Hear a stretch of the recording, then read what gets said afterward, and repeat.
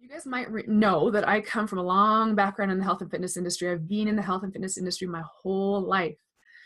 And one thing that we health and fitness people hammer home a lot on is this idea of consistency. Consistency is key. It doesn't matter what you do, as long as you're consistent about it, you'll get results. Consistency is key. We say this all the time. Unfortunately, I'm going to come up and kind of push back on that a little bit, like I like to do. I like to be a bit of a brat sometimes and be a little unconventional, but I think suggesting that all you have to do is be consistent really is incongruent with the realities of life, because life is very inconsistent. Life is incredibly inconsistent.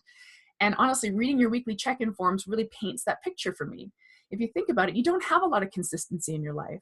So for example, things that came up on the weekly check-in form, we got some people who were, they had some work travel come up this week. We have people who are going on vacation, parties, cookie exchanges. I don't even know what is that. Like, I don't roll in cookie exchange circles, but there's a lot of cookie exchanges coming online for the holidays, I guess. We've got people navigating real difficult family challenges, personal challenges. So it's like if I gave you a program that relied and required you to be consistent, and you had to squeeze this square peg consistent program into the round hole inconsistencies of your life, well, then you would have failures. That's when we fall off the wagon. You fall off the wagon when you're unable to be consistent.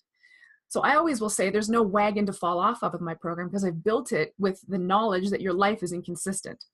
And what I want to give to you, instead of just platitudes about how consistency is key, I want to give you education and knowledge so that you can act and react and make decisions like the grown-ass adult you are, right? So if something comes up in your life and you have to navigate it, rather than stressing yourself out because you're being inconsistent with your program, you get to just act and react, but you're doing it from a place of knowledge, which is what I'm hoping to impart in you.